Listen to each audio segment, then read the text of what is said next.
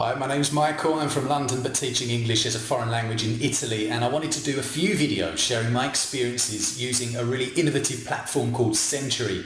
Now, Century is a platform which aims or claims to reduce teacher workload and improve outcomes, and this is something that we'll look at in a future video. But before we get carried away showing you how I've used this platform to teach English as a foreign language, it's important to say this.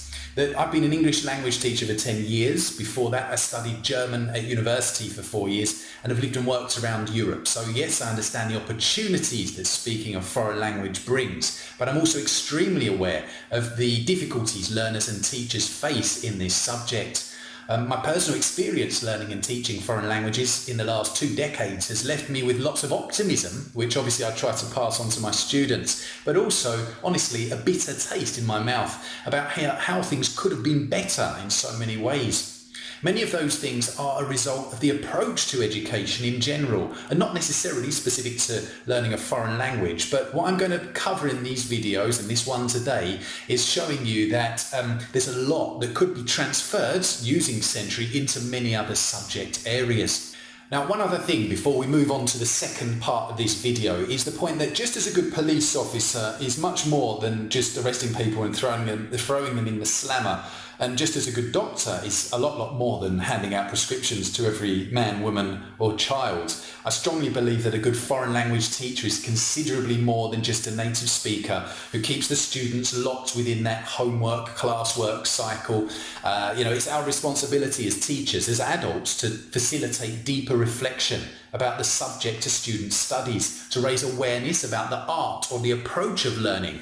And so I'm often looking for the tools to help me achieve that. Something which can help me help the students. It's not a case of me jumping on the EdTech bandwagon, grabbing the first thing that I see which uses AI built by people with more degrees than I've had hot dinners. But it's actually the realization after many years that there are problems with the way people learn and teach English. And from an understanding of those problems, we can look for solutions. So, what are the problems? Now, there are many, not just associated with learning a foreign language or teaching one, but for that area, here's what I've identified. The problems of the current system. Number one, students do not have a systemized approach to learning. If you look into any school bag, it's a chaotic mess of papers, practice tests, and chocolate bar wrappers. The adults are no different. Secondly, the lack of communicative opportunities. Now, anyone who has lived in a foreign country as a foreign partner, for example, knows the importance of continually listening and speaking and reacting to words and expressions in the foreign language. Unfortunately, the current school dynamic doesn't really allow students to practice their speaking skills enough. It's very passive. If the class is 60 minutes, for example, and there are 30 students, well, you do the maths, that's about 2 minutes per student to have an opportunity to speak at maximum.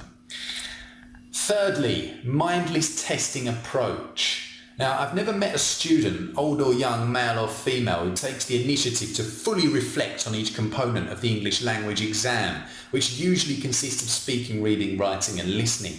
Very, very rarely have I met someone who proactively analyses continuously their recurring mistakes in English and comes up with a plan, a strategic plan on how to stop them.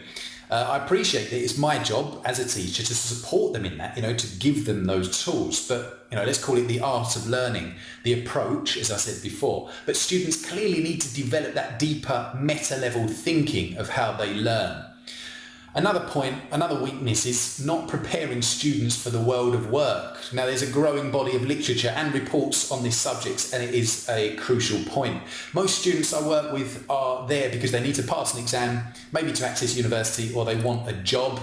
However, the world is becoming smaller by the day thanks to technology and improved connections, and the people with whom we interact with personally and professionally are becoming even more diverse. So it's fundamental that we possess the soft skills necessary to communicate with them in an empathetic way, and also to develop the, deeper level capabilities within us to understand our strengths and weaknesses and how we can adapt those to the increasingly fast and evolving world, which is becoming automated in so many areas. We'll cover this point in a later video, but we must focus on developing our uniquely human abilities if we are to survive the future world of work. Now, there are some weaknesses, problem areas obviously for the teachers as well, not just the students. Just some of those off the top of my head. Time. So much time is dedicated to marking tests and providing generic feedback to recurring mistakes, which in theory could be automated. And number 2 is the mindset, similar to the students. The idea of following a textbook, doing end of unit tests, giving out, then correcting the homework, standing at the front of the class with all the students sitting at their desks facing you is so deeply embedded that it requires a constant effort to understand, actually, is that working? Which parts of that work? And if it doesn't work, what can we do to fix it? So we will dig a bit deeper on those issues in future videos, but I just wanted to reflect to you the importance of the journey, as I like to put it, of the fact that the decision to use Sentry in the English learning classroom was not a snap one. The video series will also not be a celebration constantly of how wonderful this platform is either, I promise you that. There are mostly positive experiences I've seen using it, but there are challenges too, constructive criticisms, and this will be an honest account of some of those so that together, teachers, learners, content creators, entrepreneurs, startups, academics, whatever you want, so that we can work together to move in the right direction. Now let me leave you with this. If you gave me a pack of chewing gum, a broomstick and a half-eaten pineapple and said, Michael, by combining these 3 objects, you can improve the way people learn English better than the digital tools like Sentry that you've been using up till now, then I turn my attention to those 3 objects, okay? But currently I can't see a better tool out there to support teachers in developing communicative abilities of English language learners within the context of a traditional school environment. So for the time being, I'm going to stick with this. I'm going to share my experiences, and I'd really like you to get involved in the conversation in the comments below. So that's it from me today, and in the next video you're going to see some of the specific features on Sentry and the ones which I use within the English language learning classroom. So that's it from me today. Have a great day.